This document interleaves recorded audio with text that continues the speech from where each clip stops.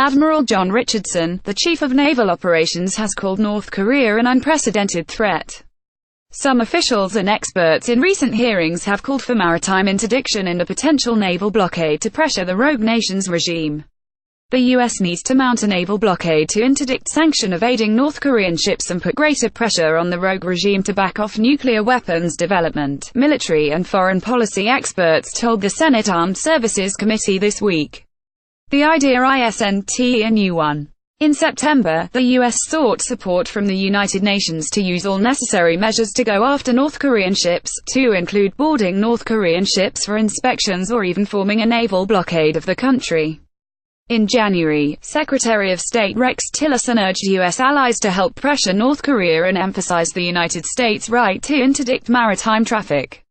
At issue are allegations that Russian officials are helping the North Korean regime undercut sanctions on imports and exports by performing refueling and loading operations at sea, rather than tracking those activities at port, which is the standard method for maritime trade. During the recent Senate hearing, both retired Navy Adm.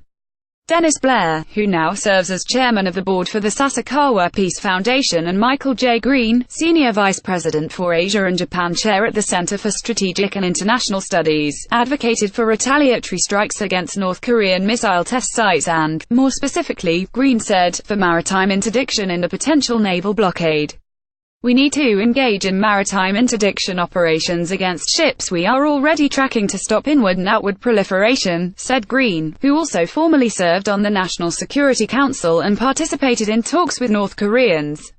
What was not discussed in detail at the hearing was the multiple fatal ship collisions the Navy experienced over the past year and long-running concerns about Navy readiness. Those issues, coupled with the resource-intense nature of a blockade, leave some question to the viability of a blockade. But some, such as Tillerson and Green, see interdictions as perhaps the only way to truly enforce the sanctions. We know, for example, that the North Koreans are trying to get around sanctions by transferring oil from ship to ship, and we generally know where they are, Green said. Some officials and outside experts are calling for maritime interdiction and possible naval blockade of North Korea to stop their circumventing sanctions. Corporal Juan A. Soto Delgado, Marine Corps. In recent weeks, news reports have focused on a potential bloody nose strike that would involve the U.S. military hitting targets in North Korea to push the regime to back off its provocations with nuclear weapons testing and saber rattling. When asked by Sen. Mike Rounds, R. South Dakota, about retaliatory strikes, Blair was blunt. Senator, absolutely. We should not only consider retaliatory strikes for lower-level provocations by North Korea, we should carry them out, Blair said. Both Blair and Green cautioned that any strike should be in response and not preemptive, which could have much different outcomes. He said that limited retaliatory strikes in the past have been interpreted by the regime that the U.S. is serious, and subsequently the regime backed down. But, former Secretary of Defense Chuck Hagel told Defense News recently that would be a dangerous bet.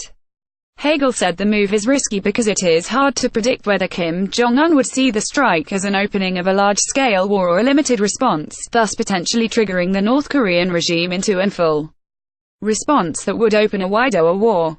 I wouldn't take that gamble, Hagel told Defense News. The experts mostly focused on a need for increased diplomacy and a U.S. ambassador to fill the open post in Seoul. They also advocated for further beefing up of missile defense systems in South Korea and throughout U.S. positions in the Pacific Ocean. Former Secretary of Defense Chuck Hagel says retaliatory strikes on North Korea would be risky. Jeff Martin and Dustin Q. Diaz, staff